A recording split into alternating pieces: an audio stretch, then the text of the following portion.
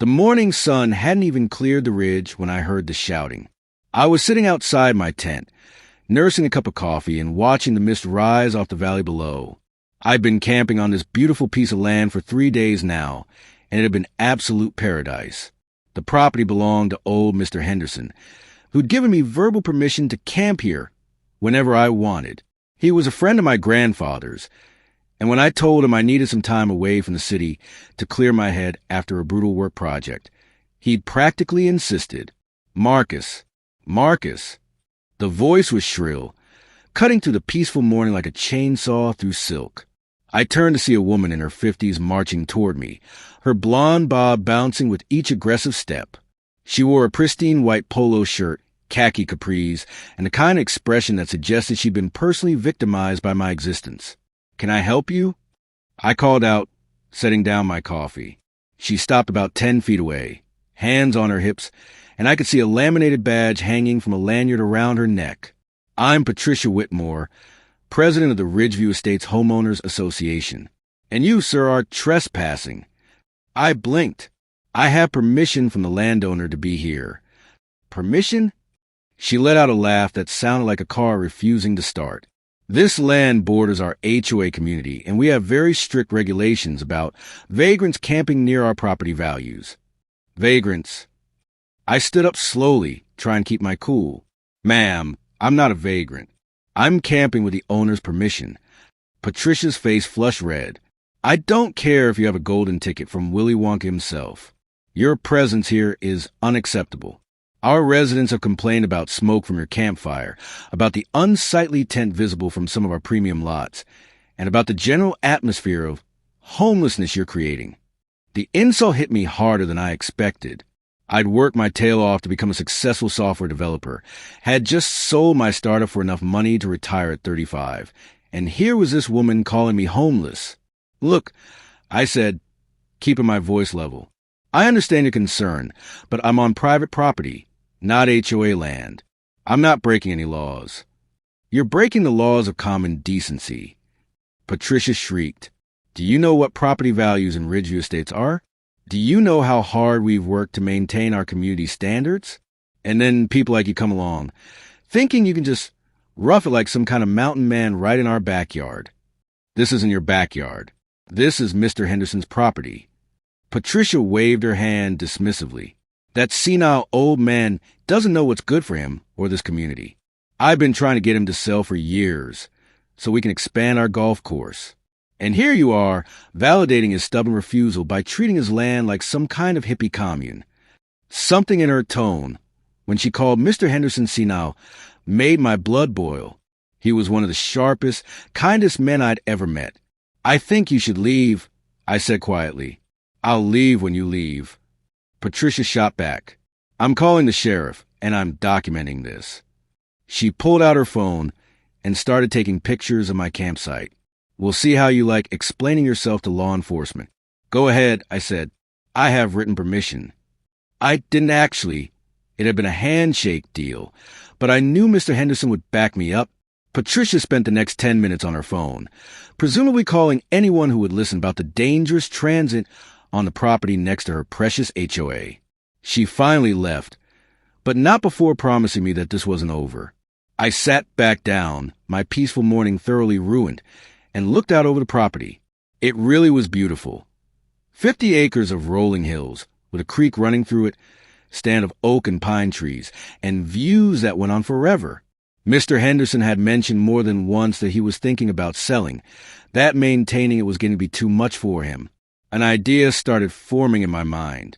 2 weeks later, I was sitting in Mr. Henderson's living room, a cup of his wife's famous lemonade in my hand. "You want to buy the property?"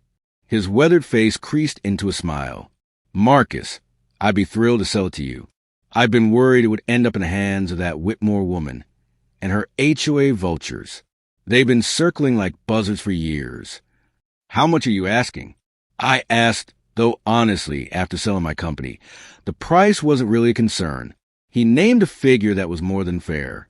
We shook hands right there, and he promised to have his lawyer draw up the papers within the week.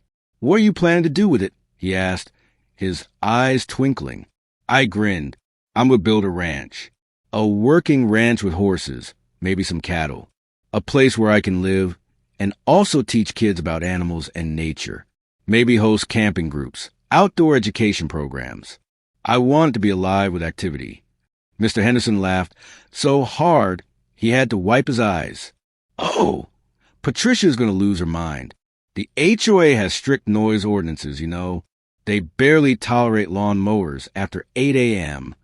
I know, I said, my grin widening. The property transfer went through in less than a month. I hired a local architect who specialized in ranch design, and we planned everything carefully. The main house would be set back from the HOA boundary, but still visible from some of their premium lots. The stables would be even more prominent. I made sure everything was legal, permitted, and completely by the book. Patricia showed up the day the construction crew arrived.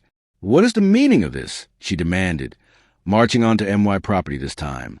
"I'm building a house," I said calmly, "on my land." Her face went through several interesting color changes. "Your land? What are you talking about?" "I bought the property from Mr. Henderson. It's mine now, and I'm building a ranch." "A ranch?" Her voice could have shattered glass. "You can't build a ranch here. This is a residential area. This isn't part of your HOA. I reminded her, I can build whatever I want, as long as it meets county regulations, which it does. I have all the permits. Patricia's hands were shaking. This is unacceptable. A ranch means animals, noise, smells. This will destroy our property values. Should have been nicer to the vagrant, I said pleasantly. The realization dawned on her face like a slow-motion car crash. You did this because you were rude? Because you called a decorated veteran senile? Because you've been harassing a good man to sell his land for years? I shrugged. Maybe a little bit of all of that, but mostly I just really wanted a ranch. The construction took 6 months. During that time, Patricia tried everything. She filed complaints with the county, all dismissed. She tried to get emergency HOA meetings to somehow extend their jurisdiction, laughed out of every legal office she visited. She even started a petition, which got exactly 12 signatures, mostly from people who didn't actually read it. Meanwhile, I worked with a local rescue organization to bring in horses. I hired ranch hands, including 3 local teenagers who were thrilled to have after-school jobs. I built a beautiful guest lodge for the outdoor education programs I was planning. The day I moved into the main house, I invited Mr. Henderson and about 50 other people for a barbecue. The smoke from our grills drifted lazily over toward Ridgeview Estates. I like to think Patricia could smell it. The ranch opened officially in early spring. Henderson Ridge Ranch. I called it in honor of the man who'd given me my first shot at peace and quiet. Even if that peace had been interrupted, we started with weekend camping programs for kids, horseback riding lessons, and trail rides. The property was perfect for it. Challenging enough to be interesting, beautiful enough to take your breath away. Word spread fast, and soon we were booked solid for months. Patricia, of course, complained about the noise, the laughter at children, the sound of horses whinnying, the occasional bark from my ranch dogs. She filed noise complaints weekly. Every single one was dismissed. We operated well within legal sound levels and only during reasonable hours. The county inspector who came out actually ended up booking his daughter's birthday party at the ranch. The real turning point came about a year after we opened. Patricia's grandson, Ethan, was 13 and going through what his parents apparently called a difficult phase. He'd been caught vandalizing property, skipping school, running with a bad crowd. His mother, Patricia's daughter, called me in desperation. "I heard about your program," she said. "The one where troubled kids can come work with the horses. Would you consider taking Ethan?" I knew exactly who she was. I also knew that holding grudges against kids for their grandmother's behavior was pretty much the definition of petty. "Bring him by tomorrow," I said. Ethan showed up with a chip on his shoulder the size of Montana and an attitude that could have curdled milk. He lasted about 10 minutes before one of my horses, a gentle giant named Sundance, completely ignored his tough guy routine and nuzzled him looking for treats. Something in the kid broke open. He spent the next 3 hours learning to groom Sundance, asking a million questions, and smiling for what his mother later told me was the first time in months. He came back every day after school. Within a month, he was one of my best junior volunteers. Within 6 months, he was talking about becoming a veterinarian. Patricia came to pick him up one evening. I was in the stable with Ethan, teaching him how to check a horse's hooves for stones. She stood in the doorway, watching us in silence for a long moment. "Thank you," she finally said quietly, "for helping him." I looked up, surprised. Patricia's face had lost that perpetual pinch of disapproval. She looked tired and grateful, and maybe even a little embarrassed. "He's a good kid," I said simply. "He just needed to find something to care about." Patricia nodded slowly. "I was wrong about you. About all of this." She gestured vaguely at the ranch. "This place has been good for the community. Even our property values went up. Turns out people like living near a ranch." I couldn't help but smile. Who would have thought? She actually laughed, a real laugh, not that car starting sound. "I'm sorry for how I treated you, for calling you what I called you.